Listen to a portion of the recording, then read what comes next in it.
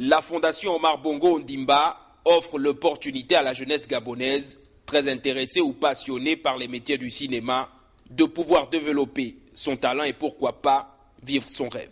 Les formations proposées en scénariste et réalisateur dans la prestigieuse École du cinéma de Luc Besson s'étaleront sur 2 ans. La Fondation a pour but d'apporter sa lumière dans plusieurs domaines, la science, l'environnement, la culture et la paix. Donc, cette action rentre dans le cadre de la culture. Et nous avons initié cette opération, pourquoi? Parce que nous avons des contacts. Nous avons eu des contacts grâce à M. Otali avec M. Luc Besson. C'est pourquoi nous avons initié cette procédure. Mais à chaque fois que nous aurons des contacts avec quelqu'un qui sera susceptible de nous aider, la Fondation ira dans ces domaines-là. Pour ce concours, 8 seulement iront apprendre et comprendre les différents mécanismes liés à ce corps de métier. Bien sûr, au milieu de la crème des réalisateurs de l'univers cinématographique. On ne cherche pas des acteurs, on cherche les gens derrière la caméra, les gens qui font les films. Alors nous voulons des scénaristes, celui qui écrit le script, et des réalisateurs, celui qui fait, on va dire, presque la mise en scène, qui est derrière la caméra. Voilà les formations recherchées. Nous avons une tranche d'âge, 18 à 25 ans. Le niveau bac est recommandé. Un niveau d'anglais scolaire est recommandé. Alors que le marché du cinéma est aujourd'hui plongé dans la compétitivité, pour y faire face, une formation de qualité pour de produits de qualité serait l'idéal. Nous avons des talents, mais justement, je disais tout à l'heure, c'est une opportunité en or parce que offrir gratuitement une telle formation, il faut véritablement que les jeunes Gabonais mesurent combien de fois c'est important. Nous ne produirons jamais en quantité autant que les Nigérians, parce que quand vous alignez 5 réalisateurs au Gabon, il y en a 250 là-bas. Quel que soit votre talent, voilà. Donc les choses sont là, mais lorsque nous faisons, il y a la qualité, et nous avons même au niveau de la télévision des exigences techniques que parfois vous ne trouvez pas ailleurs. À travers ce projet, nul doute que la Fondation Omar Bongo Ondimba manifeste la ferme volonté de développer le cinéma gabonais. Un peu de politique, nous allons dans la province nord, notamment le département de l'Okano, pour justement évoquer cette tournée politique que vient d'effectuer le député de ce siège. Il était question justement de sensibiliser les populations sur les enjeux de développement. Templare Banabessol. Sakéville, à la lisière de la commune de Minzik et le canton Lalara. C'est ici que le député Nikes Biori-Bizué a entamé la première étape de sa tournée de remerciements. Les populations sont venues de manière quasi pavlovienne, échanger, discuter et projeter ensemble avec leurs élus l'avenir du canton. Le député a sillonné tous les 12 villages de cette partie de son siège, long d'une centaine de kilomètres. Nikes Biori-Bizué a tenu à rencontrer personnellement chaque habitant, et partout c'était la même chaleur, les embrassades, la liesse générale.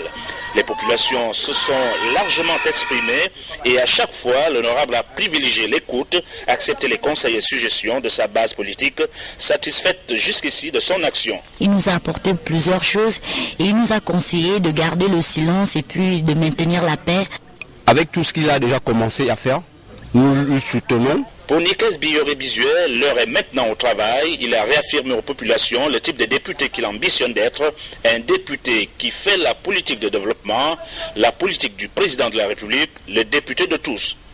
J'ai trouvé que les gens sont toujours disciplinés, les gens sont derrière moi, les gens acceptent ma vision. J'ai toujours dit aux gens que là où je suis, c'est la vérité. Je suis derrière le chef de l'État, Ali Bongo Ondimba, et les gens sont avec moi.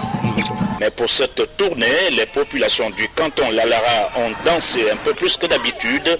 La raison, c'est ceci. Le député a servi dans leur assiette 4 bœufs pour le déjeuner assortis d'enveloppes conséquentes. C'est dans ce village frontière entre le département de l'Okano et la province du Moyen-Ogooué que la première étape de cette tournée a pris fin. L'honorable Nikes Biori-Bizué, qui fait partie de la nouvelle classe des députés qui se sont abreuvés à l'école des anciens, sait aussi dire merci. Les notables ne lui ont demandé qu'une chose, c'est de poursuivre sur cette lancée. Voilà donc les images de Arnaud Mengue de la rédaction de Gabon Télévision. Nous parlons encore politique avec les préparatifs du congrès du Rassemblement pour le Gabon. Et nous recevons ce soir sur ce plateau le président du comité d'organisation, M. Raymond Placide Ndombeyo. Bonsoir. Bonsoir, monsieur. Ce congrès se tient quand et dans quel état d'esprit? Alors, monsieur, ce congrès, c'est-à-dire le 12e congrès national extraordinaire du RPG, du Rassemblement pour le Gabon, se tient les 30 novembre 1er et 2 décembre de 2012, bien entendu. Alors, ce congrès, c'est parce qu'il rentre dans le cadre du fonctionnement normal du parti. Nous sommes un parti organisé, et dans ce parti, la chose la plus importante, c'est que, du moins actuellement, ponctuellement, c'est que le président du RPG est en situation irrégulière. Dans nos statuts, il est prévu que le président du parti est élu pour une durée de 3 ans renouvelable. Or, actuellement, ce mandat a expiré et il est en situation d'irrégularité. Donc, il fallait absolument qu'un congrès se tienne pour qu'on élise un nouveau président.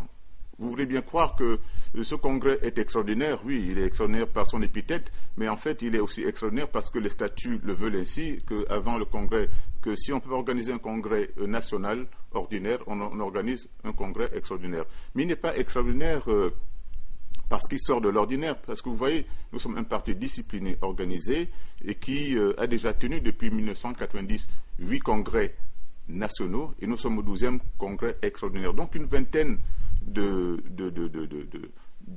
réunions au sommet dans le parti. Donc, comme c'est pour vous dire que ce congrès était important, d'abord parce qu'il fallait élire le président, et ensuite, il fallait une révision des statuts et règlements intérieurs. Vous savez que le RPG étant un parti qui vit, qui est dans la vitalité, donc qui obéit à certaines conséquence d'un dynamisme, fait que nous soyons toujours dans l'évolution. Chemin faisant, nous nous sommes rendus compte qu'il y avait certaines dispositions qui avaient été prévues par les statuts et règlements intérieurs qui aujourd'hui ne s'adaptent plus.